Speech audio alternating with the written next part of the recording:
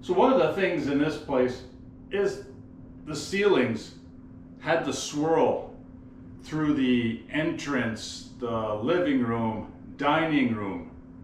The kitchen didn't have it. But now that it's opened up, that same swirl in the ceiling needs to continue into the kitchen. So how do you make the swirls, right? Well, I took a piece of extra drywall to practice on, all right?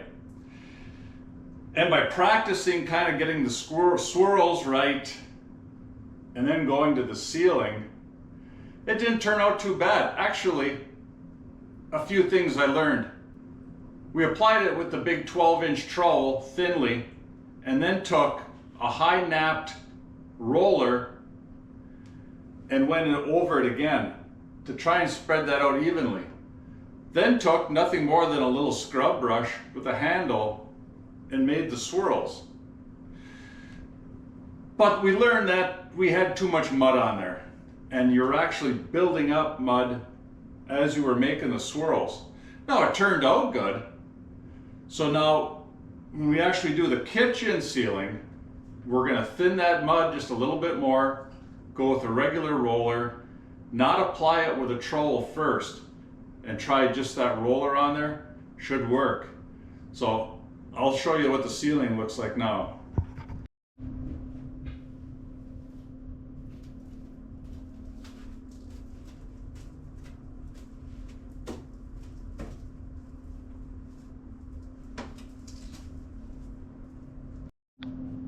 So overall, it looks pretty good.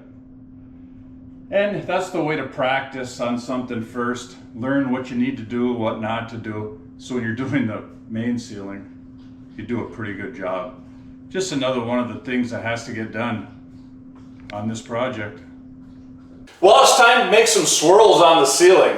First thing I did, took some of that paper I bought the other day at Home Depot, laid it out. It's probably going to be messy with some drips and splatters. Once I'm done, I can just roll this all up, throw it away.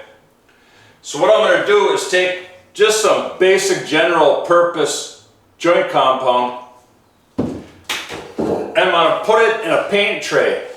But I'm going to thin that out, almost like a Miracle Whip, something like that.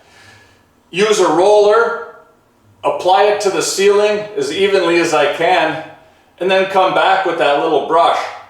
Now I think a better brush might be something really thin with not a lot of bristles. So this brush, if you hold it just at a little bit of an angle, the nice thing is it's got that handle on there. Make your swirls, come back, make some more. We're going to give it a shot. Hopefully it turns out good.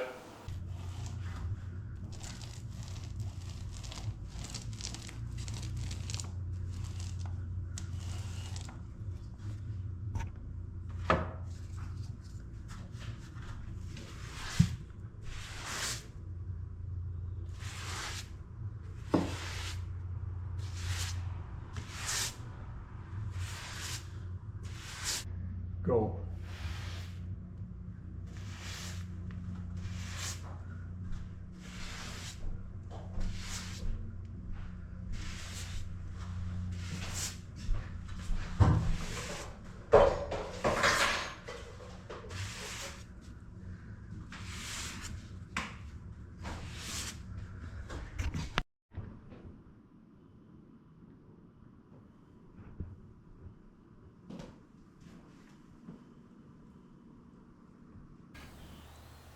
Good morning, another day, kitchen renovation project.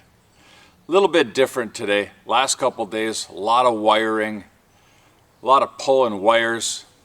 A couple items I wish I would have had is my fish tape and my tester. Yeah, I didn't bring them with me.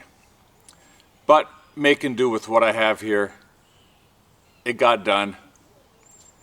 Few more loose ends to tie up yet, and then we'll get inside and kind of look over that wiring part of it. So something a little bit different today, outside.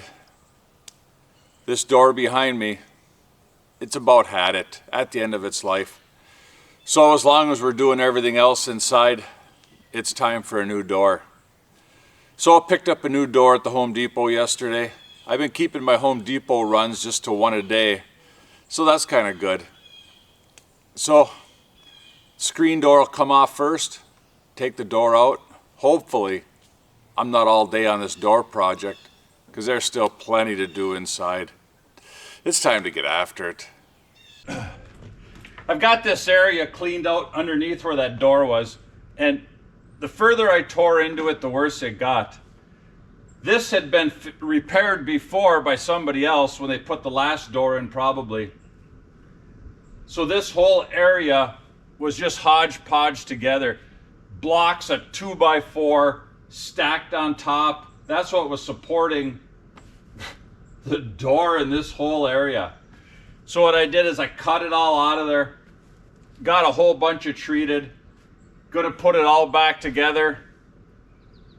If you're gonna fix something, you gotta at least fix it right. Otherwise somebody else has to come back and do it again. This was terrible.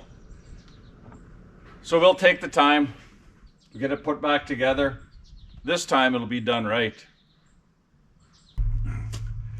I did the best I could to get all that bad stuff out of there. It's all replaced with treated. I stuck some flashing in a little bit on each end.